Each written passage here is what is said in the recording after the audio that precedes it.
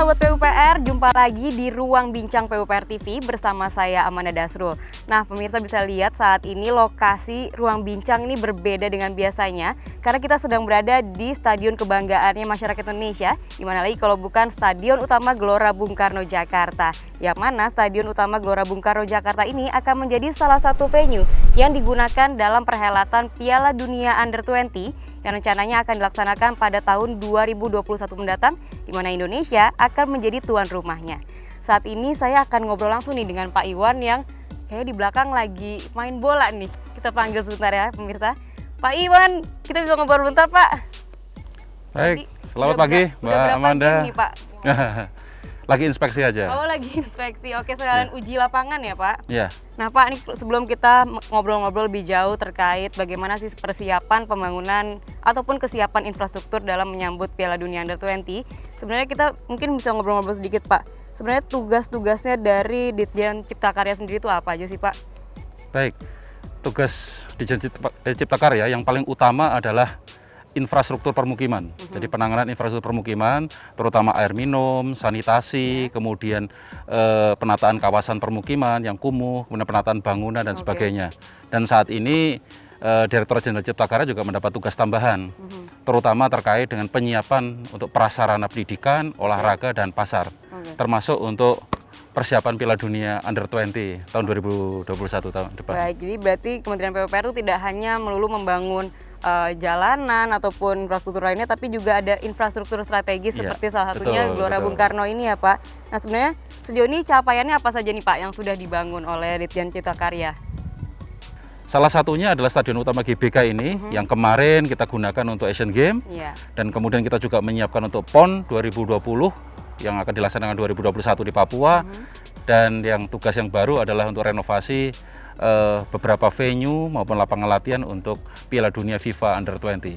Oke Pak, tadi Bapak mention soal Asian Games 2018 itu kayak masih melekat ya Pak di ingatan kita masyarakat Indonesia, gimana Indonesia akhirnya berhasil menjadi tuan rumah untuk ajang olahraga nomor 2 terbesar ya Pak di dunia. Nah itu waktu itu kan Kementerian PUPR diberikan kepercayaan besar ya Pak untuk mempersiapkan infrastrukturnya. Itu sebenarnya tantangannya seperti apa sih Pak? Apalagi kan kita tahu khususnya Stadion Utama Gelora Bung Karno ini kan merupakan bangunan cagar budaya ya Pak. Tentunya banyak aspek-aspek yang harus dijaga dan mana yang perlu diganti gitu Pak. Bagaimana mungkin bisa dijelaskan Pak? Iya, jadi pengalaman Indonesia menjadi tuan rumah dan khususnya PUPR menangani ini adalah kesempatan pertama.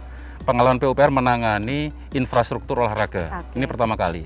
Dan yang kedua, kita dihadapkan pada tantangan waktu yang sangat mepet. Ketika Indonesia ditunjuk sebagai tuan rumah Asian Games, waktunya sangat mepet. Iya, betul. Ya, jadi berbeda dengan negara-negara lain yang ditunjuk untuk menjadi tuan rumah, waktunya cukup panjang gitu ya untuk mempersiapkan infrastrukturnya. Sedangkan Indonesia hanya kurang dari 3 tahun kita harus persiapkan itu semua.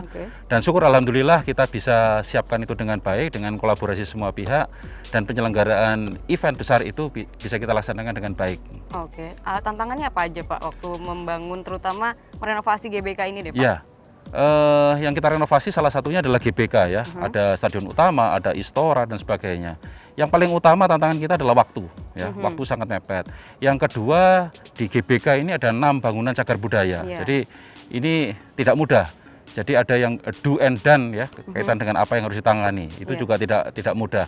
Di samping itu adalah pemenuhan persyaratan untuk olahraga, untuk sebuah event internasional yang tidak hanya persyaratan itu saja, tapi beberapa hal juga harus memenuhi kepentingan broadcast juga, misalnya untuk tata cahaya, lampu dan sebagainya. Selain dari stadionnya sendiri kan ada juga di sini ada stadion akuatik dan juga sebagainya. Istora, juga tentunya ada challenge tersendiri. Nah Pak, kalau untuk pembangunan Wisma Atlet juga kan salah satu persiapan untuk menampung atlet-atlet saat itu ya Pak, dan juga media-media asing tuh gimana Pak? Ada cerita tersendiri nggak? Ya, jadi di dalam penanganan ini ya tentu banyak cerita, banyak drama gitu ya yang kita siapkan. Karena tadi saya sampaikan, karena pengalaman pertama kita mesti kolaborasi dengan multi pihak ya, dengan kementerian-kementerian lembaga, dengan pemerintah daerah, dengan induk cabang olahraga gitu ya.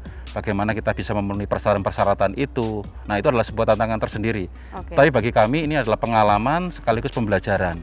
Dan keberhasilan itu adalah memberikan legacy buat kami di PUPR untuk diberikan kepercayaan berikutnya, misalnya untuk menangani yang PON, nah termasuk untuk Piala Dunia Under 20 ini gitu. Oke, baik. Nah Pak, ini nih saya lihat nih, saya punya datanya kalau Direktorat Jenderal Cipta Karya ini udah banyak banget nih tugasnya dari tahun 2017 sampai 2019.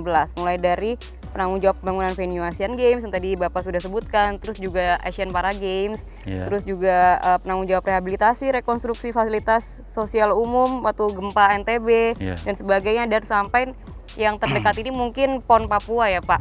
Nah, dari proyek-proyek di kurun waktu 2017 sampai 2019 yang paling berkesan nih proyek mana sih Pak?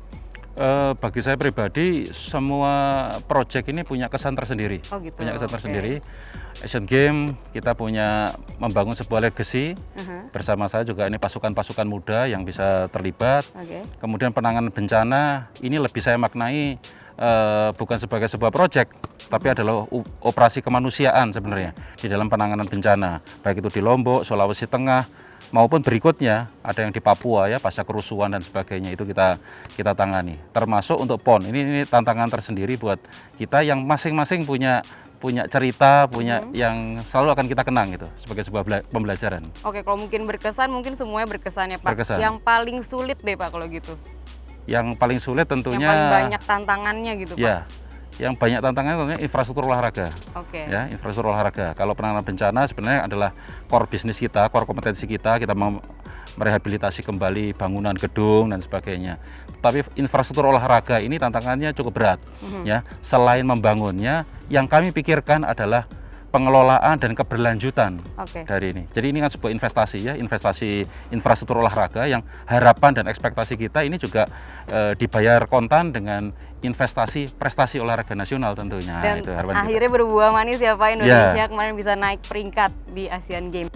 Nah Pak, ini kan tahun depan Indonesia akan menjadi tuan rumah Piala Dunia Under 20 ini. Tentunya ajang yang sangat bergengsi dan ditunggu-tunggu Indonesia ya Pak. Ya. Sebenarnya nanti venue-nya di mana saja sih Pak yang akan digunakan untuk pertandingan Piala Dunia Under 20? Yang dipersyaratkan sebenarnya minimal 4 kota ya. Ada 4 stadion utama yang dipersyaratkan. Kita punya lebih, jadi kita kemudian usulkan 6 dan disetujui 6.